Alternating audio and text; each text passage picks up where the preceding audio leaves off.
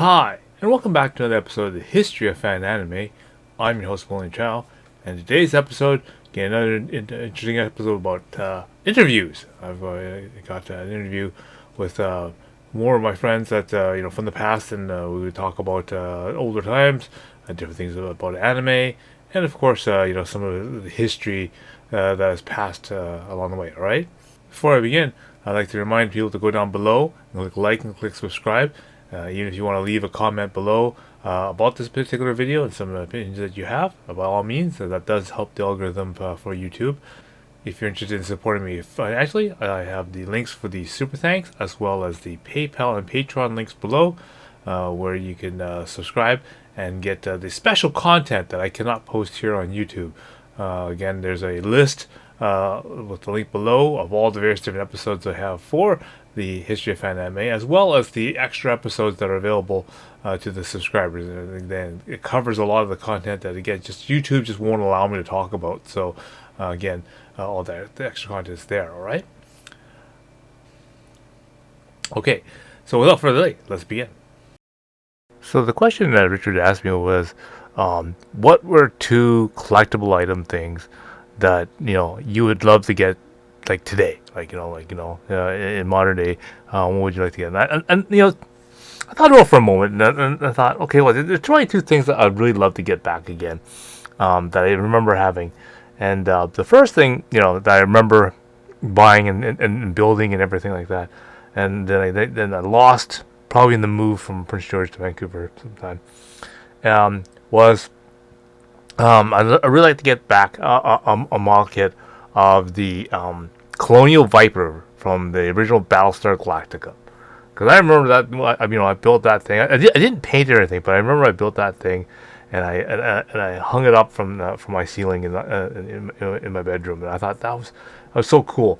And so yeah, even if it was it was my market from like Revel or whatever, but I mean, even if I got like a newer version that's all painted and everything like that, I mean, or even one that had like the LED lights or whatever, that I would really like to get that thing back again. That I think that would be really kind of neat.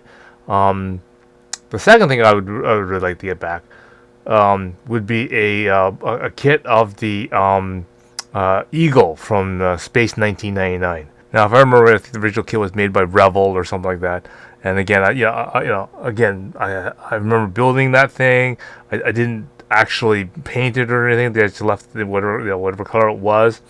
But again, yeah, I mean, nowadays, I'm sure that they have versions of it where it's already all done up and whatnot. And then again, I had it strung up and that kind of stuff. So, that would be kind of another neat little thing that I probably wish I could, one day if I find, I'll have to, pick one of those things up, for sure.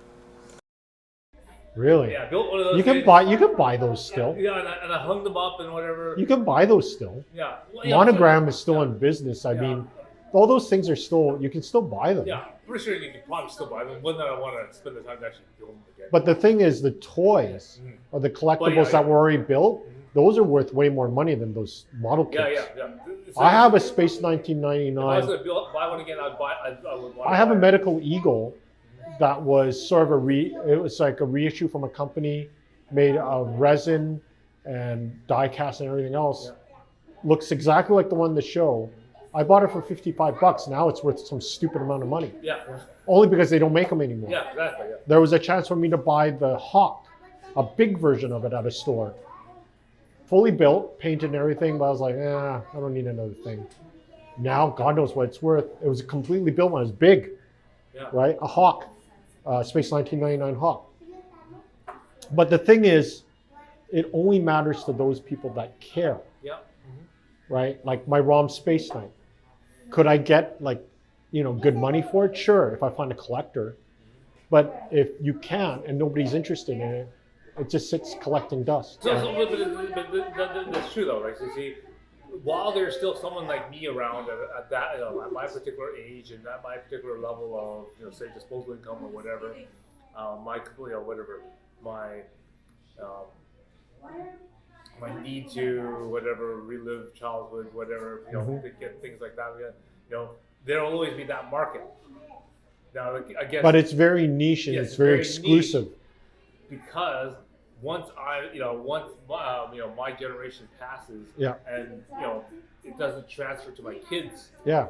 then that market will fade away. Right? Yeah. So that's why I said to you, anything that's a collectible has to be based on somebody that cares. Like those original, I remember I got those Dirty Pair dolls Yeah, so from way back in 1990s. I don't have K anymore, but I have Yuri still. So I have both those dolls. They were cheap. Somebody was like discounting them at the con, Yeah. and I got a couple. They're somewhere. Yeah. But who's interested in Dirty Pair now? Nobody. No. Yeah, okay, while there's still this retro anime group, still kind of.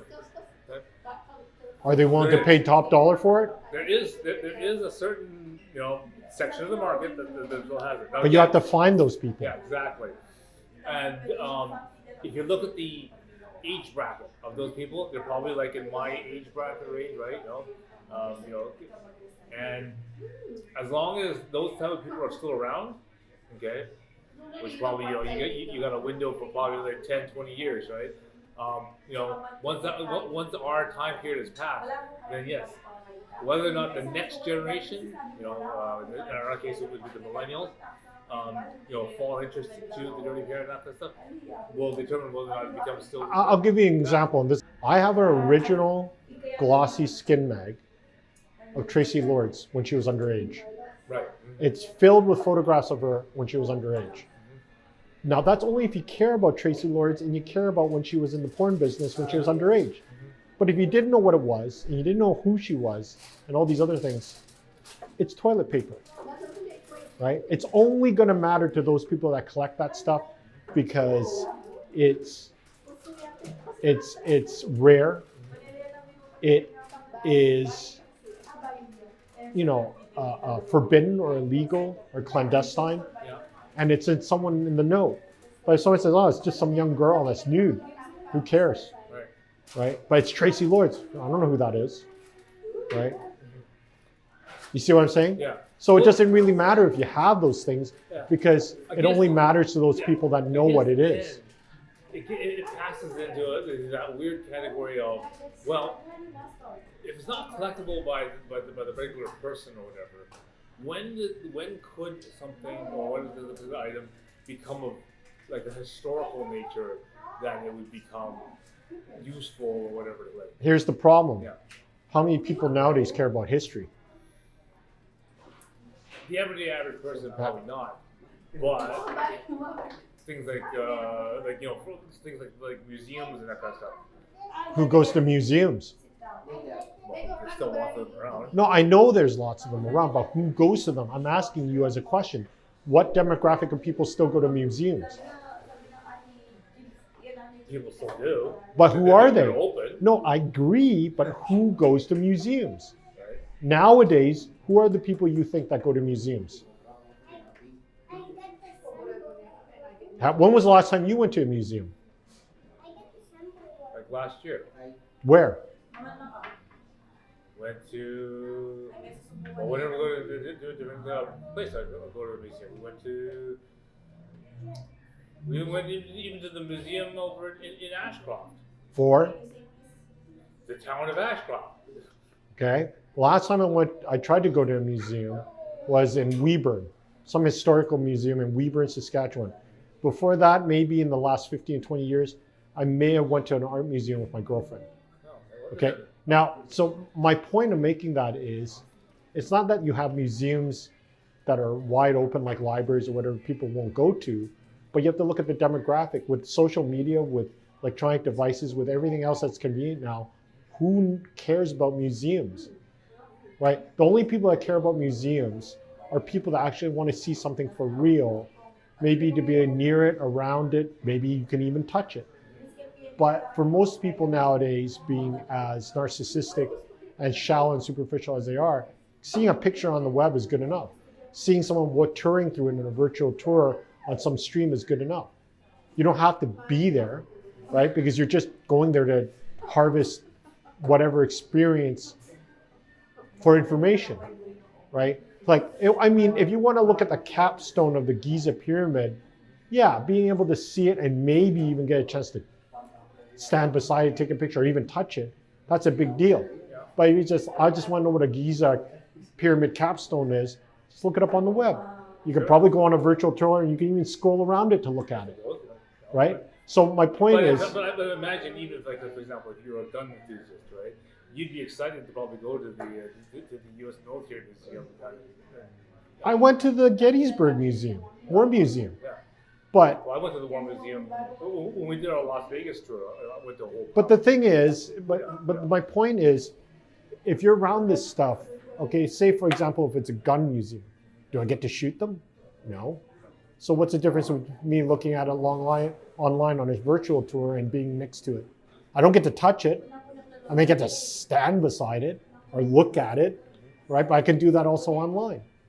So that's what I'm saying to you. When you're saying these things are relegated to a museum, who goes to museums anymore? I don't know. They're still in business, so somebody does. Or it could be a vanity project, right? Like, I'll give you an example. I have a friend. I suppose I did go to the vintage computer. You know why you went to these things? One, you're aware of it because you want to see the thing that you may have never been around. But two, you're of that generation that still subscribes to that modality. Whereby someone younger, millennials all the way down to Zoomers, Gen Zers, and everything else, and kids, they're like, I don't want to travel somewhere to look at shit. I want to look at it online. I can access everything in the world online. I can look at Göbekli Tepe in Turkey without having to go there. Going there is cool, you're around it. Maybe the ghost of some ancient builder of Göbekli Tepe might tap you on the shoulder when you're there. Maybe. But you can look at it online and see the whole thing for yourself online. I suppose. And you save money too, and time. Yeah, well, but if you're, but people want to travel. Right. People will travel more to things like if they're meeting a person, because it's hard to duplicate that experience online or through technology, or maybe you want to be around something because it's going to happen a certain way, like Area 51. If you go to Nevada, right? You want to go and see Area 51 or be near where the highways where all the UFOs are. You can't really reproduce that online. Or Vulcan, Alberta. You want to go see the town that everything there is centered around Star Trek. There's a big giant Starship Enterprise at the city limits. You can look at it online, but to go there and experience it and to buy the merch and meet the Trekkies in town, totally different experience. Right. So for most people, I don't think people nowadays, especially people younger than our generation, have that kind of patience. Right? Everything is at their fingertips now. They're spoiled. They're entitled. Right? Unless you have to go there and it's an experience that cannot be duplicated virtually. Yeah. Right? I mean, or like, look, Vancouver, there's a Banksy exhibit. If you want to see a real Banksy, go to that exhibit in Vancouver. I can look up every Banksy online and see what it looks like. You don't even get to touch it. You're going to get to stand beside it and maybe get a picture by a Banksy. Right? So this is what I'm saying to you.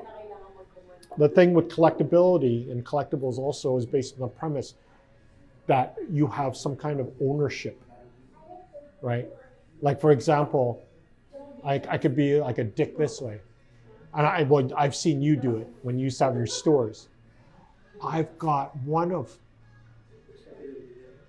300 issued of this Kimigura Orange Road collector set of DVDs, CDs, videotapes, posters, and a cosplay costume. Original issue from the people that made the anime and the manga. I have it from the original company and they put out this special box collector set. Right. Right. Will, did you know about that? No. It was one of 300, but someone sold it to me because they were desperate for money for blow. Right?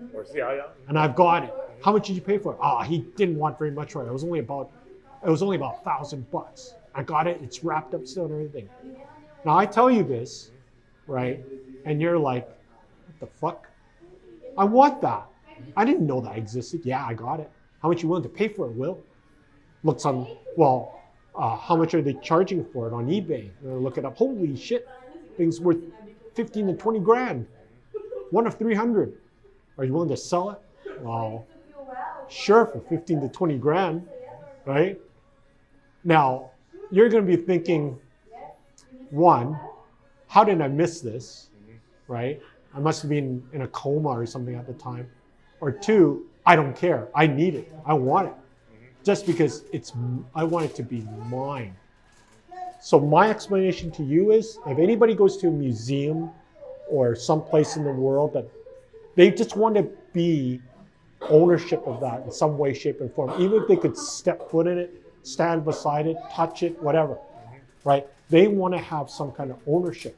And that's what makes people want to buy collectibles.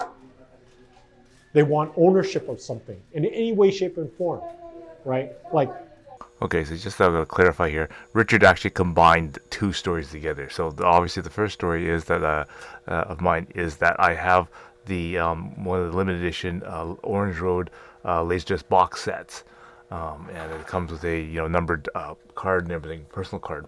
So again, that's it goes back to what he says that if it is a very limited number of units, whether or not it's something that is only released in a certain number run, or it's graded at a particular level, like a comic book or something like that is graded at a particular level, and there's very few of those available in the world or whatever.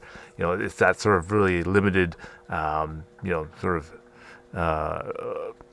rarity of it, okay, and that sort of sense of owning something that rare, right? And of course, now the second part of the story that he combined was the fact that someone was trying to get rid of something really quickly, and the opportunity came forward that I got something. So I'm not sure. I know there's things like my PC Engine FX. I know I got two of them from people that were sort of moving away, and that just happened. One of the things that they just didn't want to carry them. For example, George, he wanted, he's going back to Seattle, and he didn't want to carry it across the line and everything, and move to back home with him. And he said, okay, fine. So I got that from him for a bunch of Magic cards or something like that, and.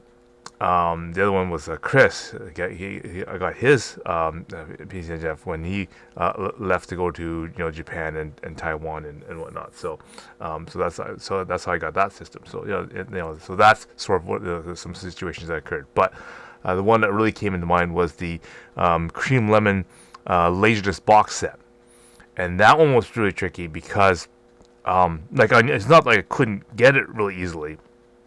My big issue was if I had to get it, sent in from Japan or sent in from the United States. The biggest issue was trying to get it across the border because of its content, right? It might not get past the border check. So I thought, okay, well, so I waited until an opportunity came where some guy in Toronto or something around there, Greater Toronto area, GTA. And that opportunity came up, and it's like, okay, great. They actually have someone who's already there. It's already in Canada, so it'd be just a matter of shipping. So the opportunity came up. The price was really good. Obviously, someone's trying to unload it, so I said, okay, great. I'll snap in there, and I grabbed that box set, and that's what I ended up using to do a whole bunch of fan subs of some of the Cream Lemon Ami series, the whole entire Escalation and that kind of stuff series, and things like that. So I was really happy that that's it. So those are the clarifications of the two stories that Richard sort of put together in one there. Like when my friend invited me to his art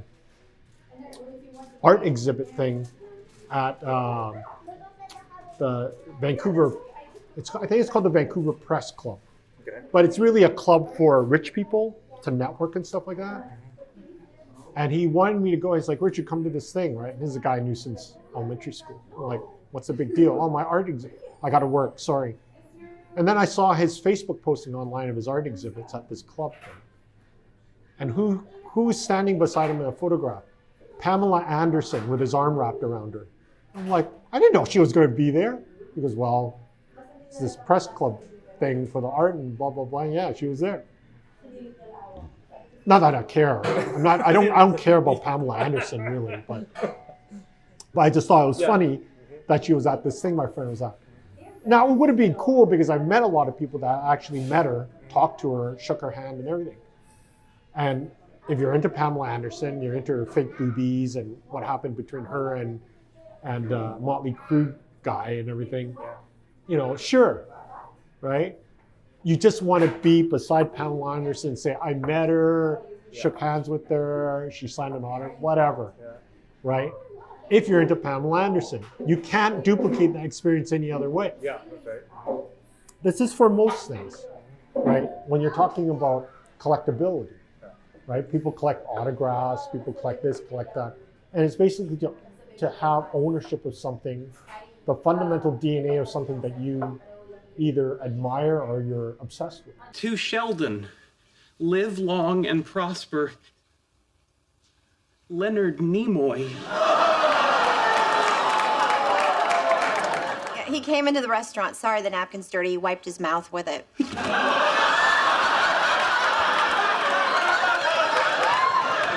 I possess the DNA of Leonard Nimoy. Okay, so I hope you found that really interesting. And I always find it really interesting, you know, to go and talk to some of the old people because they always bring up stories that I sort of sometimes forget, or I don't quite have a, you know, the exact wording sometimes because I don't want to say something in regards to, you know, in about someone's story, you know, when they can say it properly themselves, because I might get some details wrong or whatever. So it's always better that you know, you get the information straight from them, as well as you know, it's they always have some different perspective that maybe I just kind of forgot about, you know, because so much time has passed. Sometimes I tend to forget them. So it's always good to, you know, to have good conversation about that. Again, I will be doing more of them, so stay tuned for that. All right. So until next time, I will see you again.